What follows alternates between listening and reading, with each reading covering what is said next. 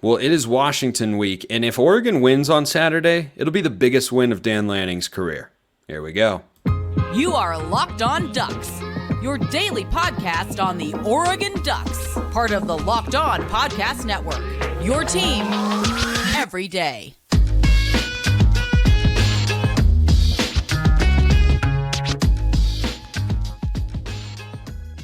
Yes, it is that time once again for Locked On Ducks. I am your host, Spencer McLaughlin. Thank you so much for making this your first listen or your first view of the day. Part of the Locked On Podcast Network, your team every day and your number one source to stay up to date with the Ducks. So if you have not already, please like, comment, subscribe, rate, review, please, and thank you wherever you listen to or watch this show, which today is brought to you by Jace Medical. Empower yourself when you purchase a Jace case, providing you with a personal supply of 5 antibiotics to treat over 50 infections. Get yours today at jacemedical.com. That's J-A-S-E medical.com.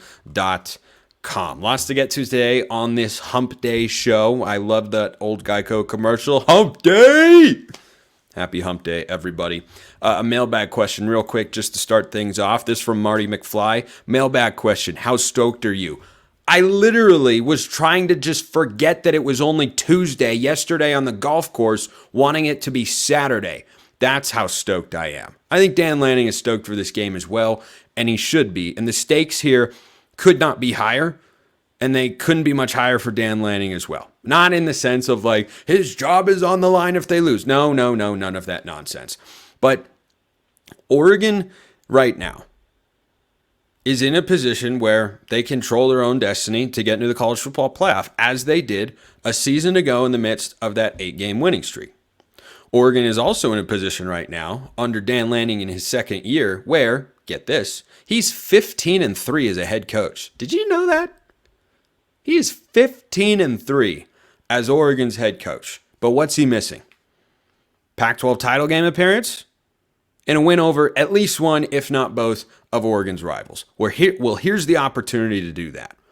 And when Oregon fans talk about last season and how it went, 10-3, by all accounts, a successful first year, 2 late stumbles against the 2 biggest rivals that Oregon has, yeah, that tends to leave a sour taste in Duck fans' mouths. It did.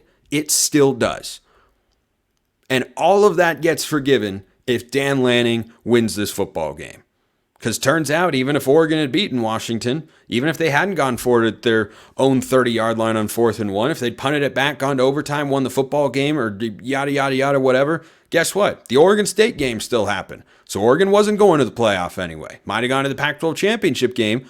But this is the biggest matchup in the history of Oregon and Washington, as I talked about on yesterday's show. It's the first time they've both been ranked inside the top 10. They're both unbeaten. The winner has a very clear and defined path to the Pac-12 title game and the college football playoff.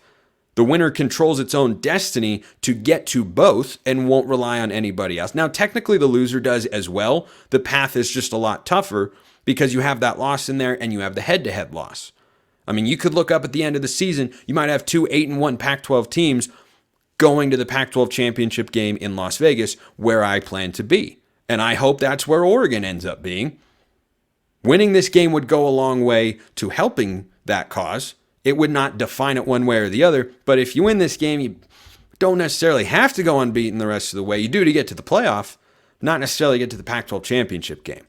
But with everything that happened last year, and everything that is on the line right now, there has not been a bigger game for Dan Lanning to win. Doesn't mean he hasn't had great wins. He has. Utah last year, the Holiday Bowl a season ago. Washington State escaping out of Pullman with a win last season to, continue the winning streak and start conference play 1-0. There have been a lot of good games. The UCLA game is probably the biggest game that Oregon has won to date, because at that point in time, we were still trying to define ourselves as Pac-12 and college football playoff contenders for the season. And they didn't just win that game against the Bruins, kind of won the game comfortably. And UCLA was in the top 10, and they were playing really well. And Oregon has not beaten a top 10 team since. They haven't played a top 10 team since. I think Utah might have been number 10, or Oregon was 10 and Utah was 12. I don't remember one way or the other. But regardless, this is because of the stakes, because of the opponent, and because of the place in the season that we are at right now. This would be the biggest win in Dan Lanning's tenure as a coach. And it was kind of crazy to think about. Excuse me. Something got caught in my throat right there. One moment. Okay, I'm out of water for the second segment sip, but that's all right.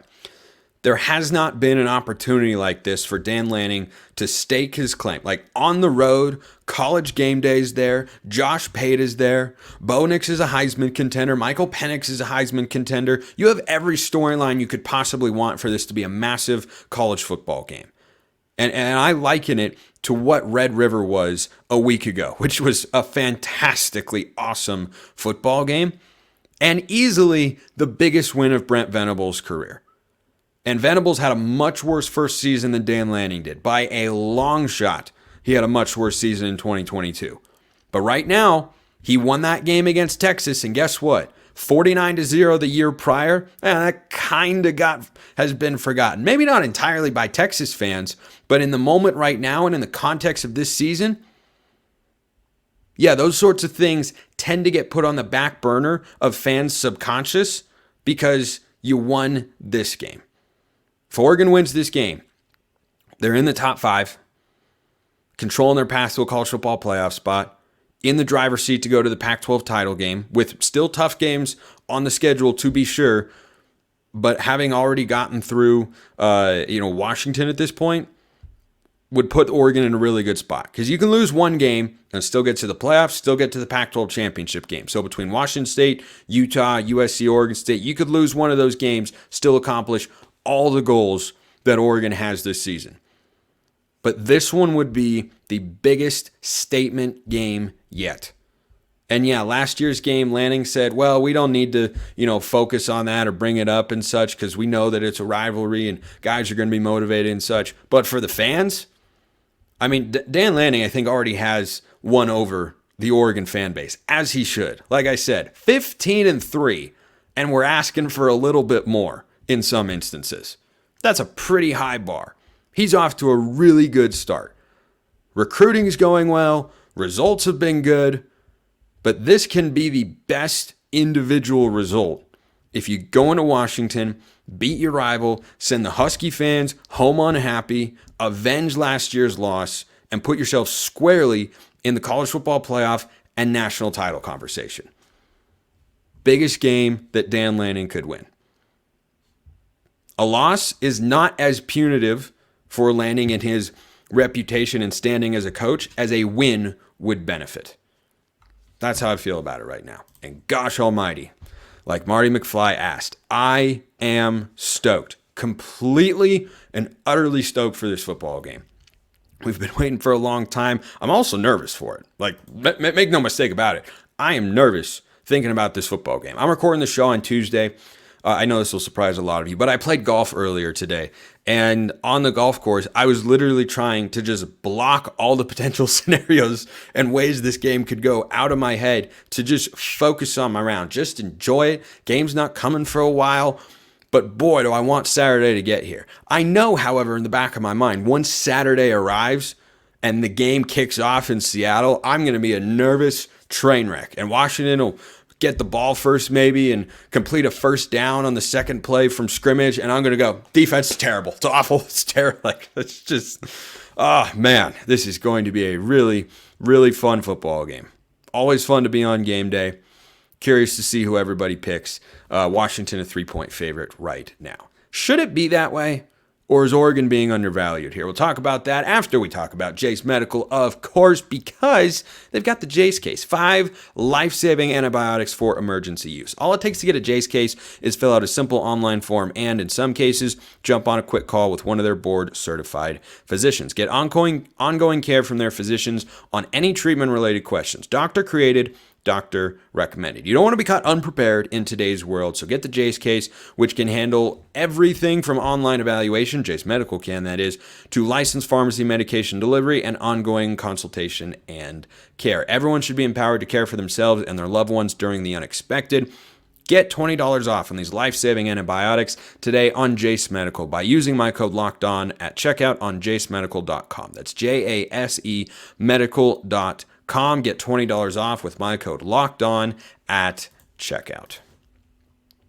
What a weird day.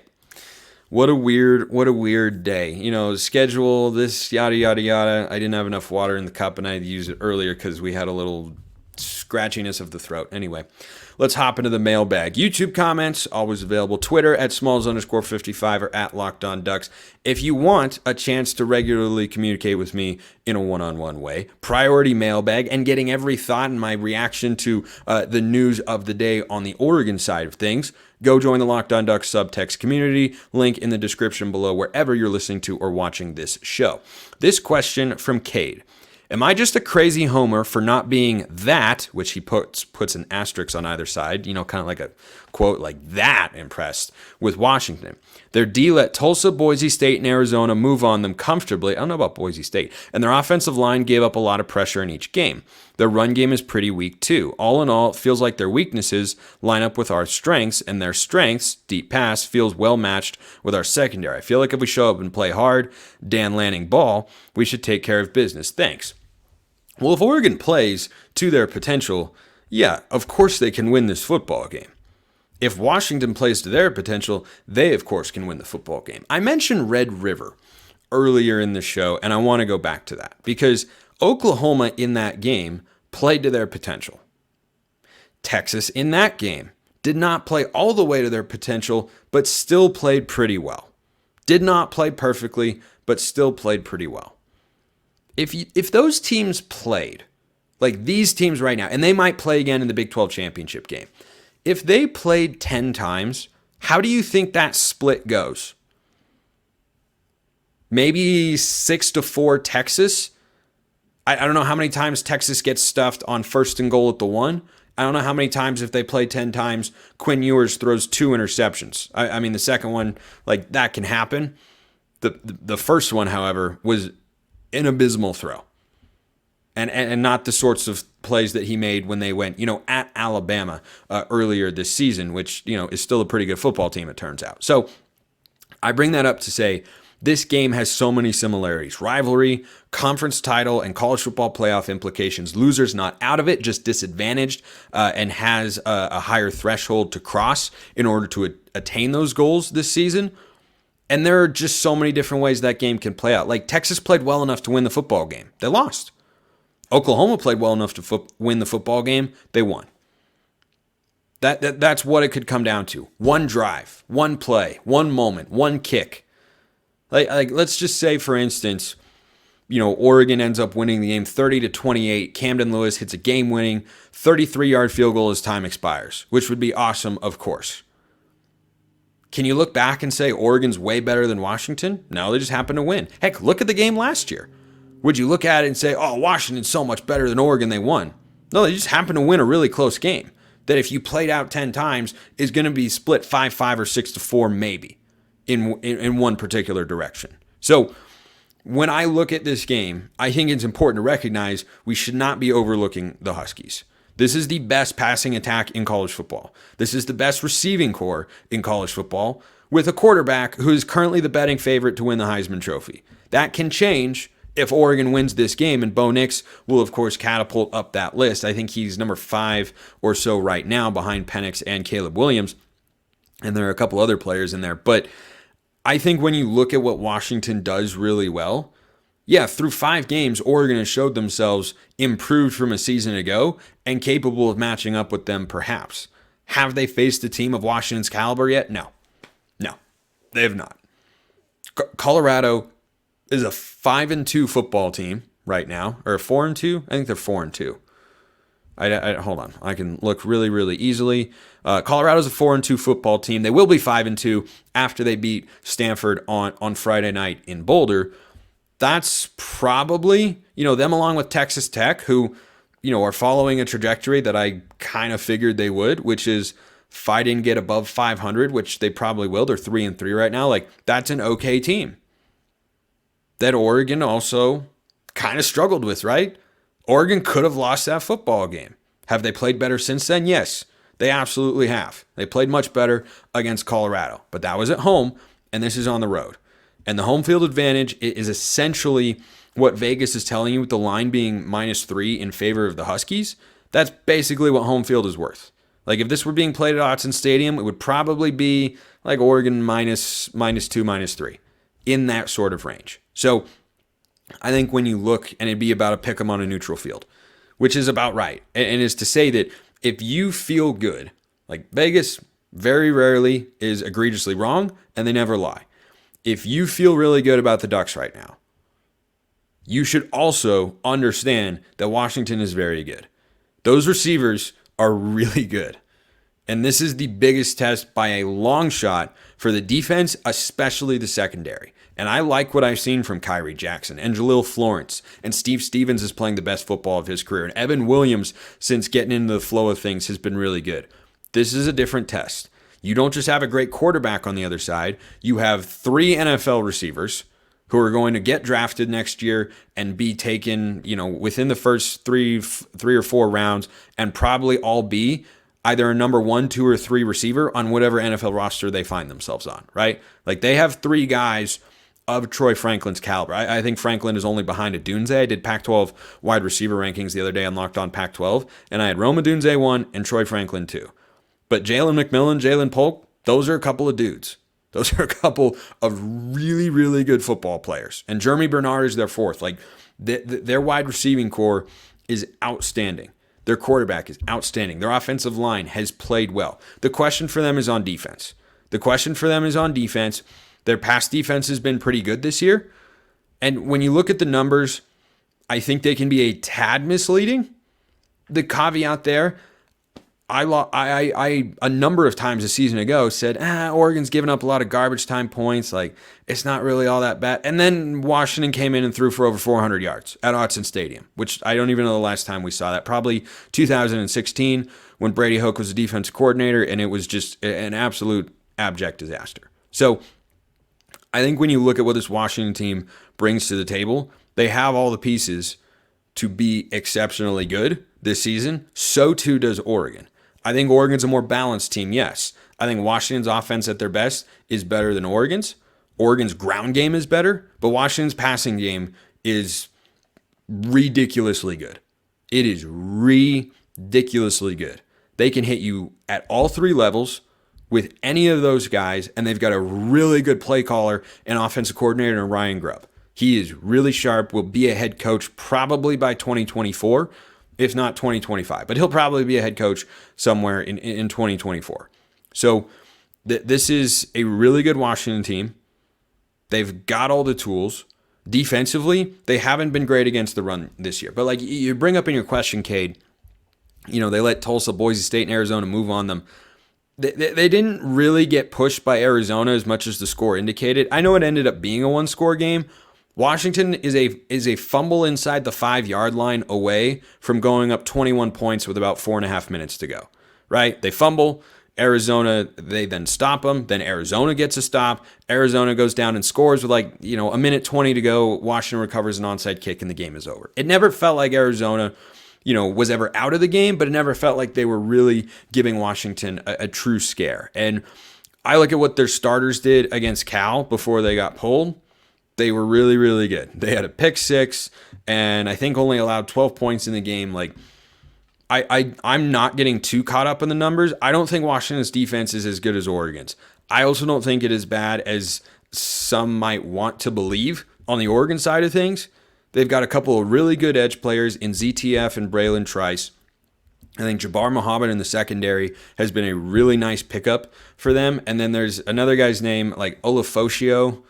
Oh, anyway, something like that. They've got some good players over there. Oregon is capable of running the football on them. That's going to be. I'm going to get into that a bit more tomorrow on kind of the keys for the Ducks and really individuals to watch. I might do keys more on Friday's show when I bring on Roman Tomashoff of Locked On Huskies here. But I think when you look at what Washington has done this year, they've been really impressive. And they are really impressive. And they look like the same team from last year for the most part. And that was a team that beat Oregon at Autzen Stadium and went 11-2. So I think you'd be foolish to go into this game and take the Huskies lightly. Oregon is certainly capable of winning. They are also more than capable of losing this football game because Washington is good and it's being played on the road. But if the defense plays well, I think Oregon is capable of scoring points. We saw that last year, right? Even though I think Washington's defense is solid, saw it last year with the same sorts of guys. Oregon was able to move the football. Should have the opportunity to do it again. Lots more to get to on the show. I went a tad long there. But you know what? A better too long than too short, right? Like, if you were to go long on Bo Nix passing yards this week because you think he's going, way overboard and you're really confident, then Prize Picks is the way to go. Prize Picks is the largest independently owned daily fantasy sports platform in North America, the easiest and most exciting way to play daily fantasy sports. It's just you against the numbers. Instead of battling thousands of other players, including pros and sharks, you pick more or less than on 2 to 6 player stat projections and watch the winnings roll in. Quick withdrawals, easy gameplay, and an enormous selection of players and stat types are what make Prize Picks the #1 daily fantasy app. Go to prizepicks.com/LockedOnCollege. Use code LockedOnCollege for a first deposit match up to $100. That's prizepicks.com/LockedOnCollege. Use code LockedOnCollege for a first deposit match up to $100. All right. Take a breath, collect my thoughts, crack my neck. All right, let's do it. Nathan, this is another mailbag question. Which players and which position groups do you see as our X factors for the second half of the season? Going to start with this Washington game. Defensive line, secondary. Most important pieces when defending the pass. Got to pressure Michael Penix more than last year. Got to be able to stay glued to wide receivers and keep up with them speed-wise. Weren't able to last year. Hopefully they're up to the task this week. They are certainly more qualified to do so than what we saw from the Oregon secondary a season ago. But I would lean towards the defensive line. Those are the two units I'm watching for, not just this week, but going forward, right? Cam Ward is really good. Comes to Autzen Stadium next week. Got to be able to pressure him and keep him contained in the pocket. We know what he is capable of. Play Caleb Williams in USC later this year. Got to be able to pressure him. Against Oregon State, it's a little bit different. Utah, though. Again, those are different philosophies offensively for what they do. But when you're going up against these great passing teams, you've got to be able to make the quarterback uncomfortable. Because as we saw last year, if you give Penix time, he's going to sit there and pick you apart.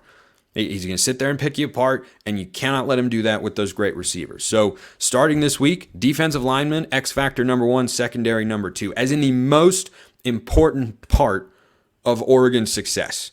If you tell me right now Oregon's got no sacks, we lose. If you tell me right now Oregon's pressure rate is low, or if Kyrie Jackson goes out with an injury, or you allow 2 pass plays of over 40 yards, those are probably touchdowns in that hypothetical, we'll lose the game. Absolutely. This one from Nathan as well.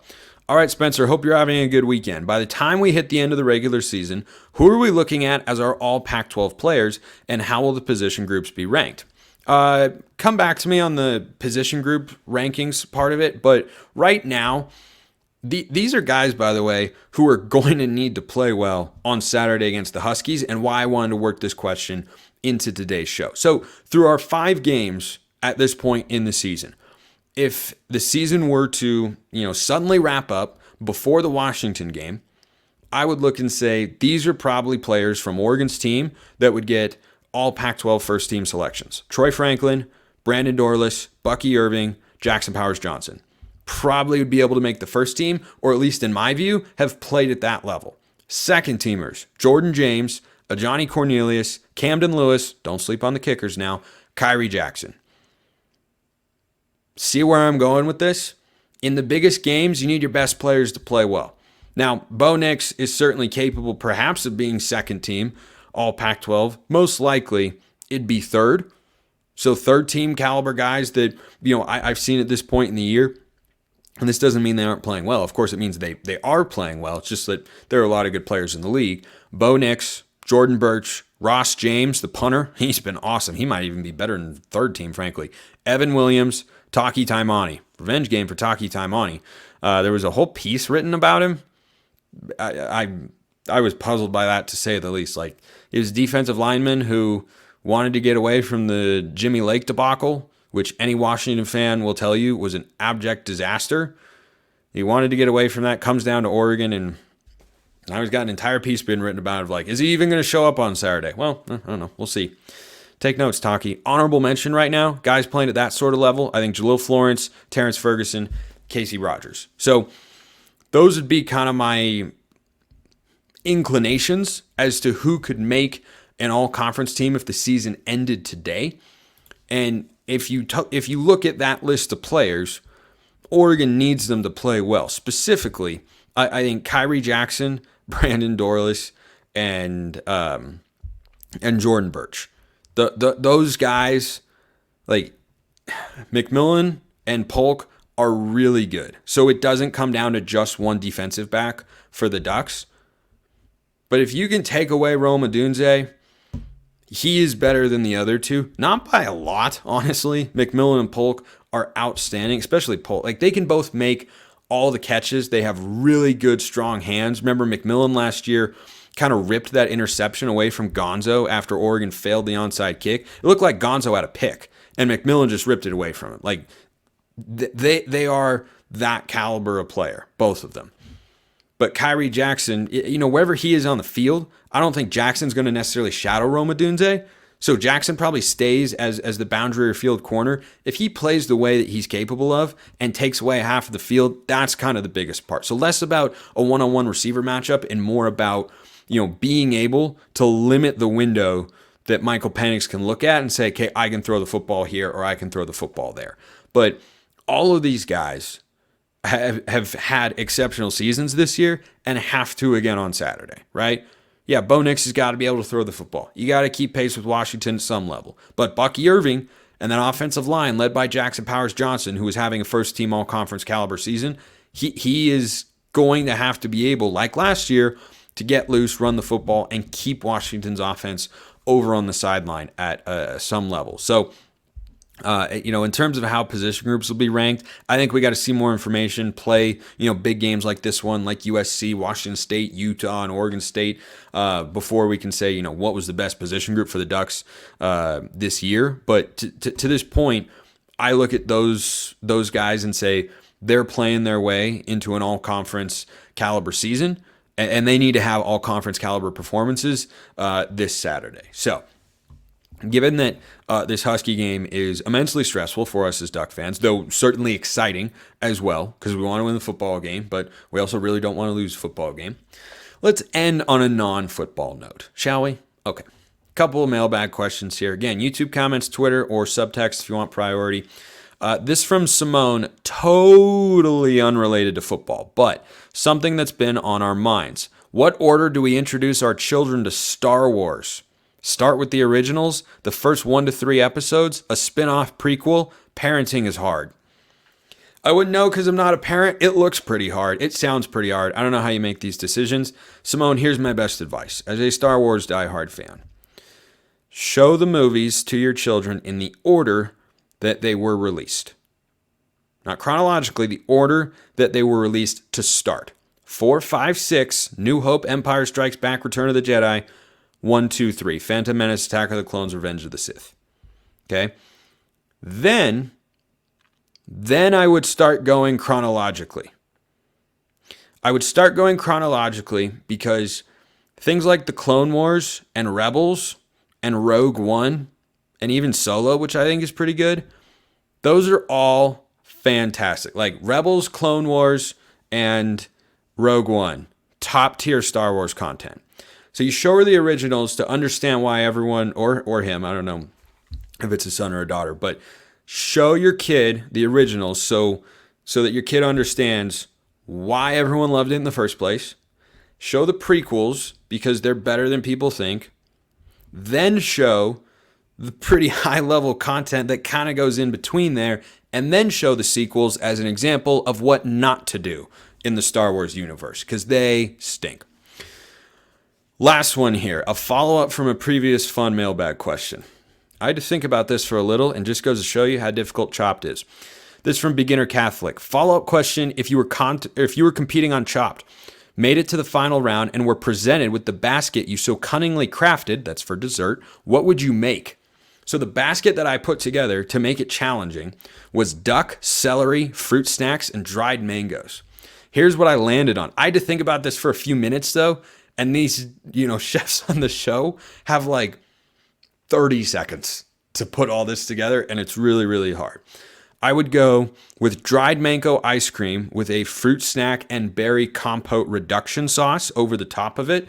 Then as kind of like a texture component, I would go fried celery cinnamon sticks. So take celery, dip it in a sweet batter that is heavily cinnamon laden to kind of give it that dessert component, and then stick that in for texture on the ice cream. And then on the other side of it, I would go a cranberry and chocolate reduced duck mixed in to a bread pudding. I think that the saltiness in there could actually work kind of nicely with the sweet ice cream, but also is still a dessert in the bread pudding in there. So dried mango ice cream with fruit snack and berry compote reduction, fried celery cinnamon sticks, and a cranberry chocolate reduced duck bread pudding. That's where I would lean. Tough basket, I tell you. I came up with a tough basket there. Curious what you think of what I would make. No idea. By the way, I don't have the technical ability to put that together in 30 minutes. If you gave me an hour or so, I could probably pull it off. Appreciate everyone listening. I'll see you next time. Have a wonderful rest of your day, and go Ducks.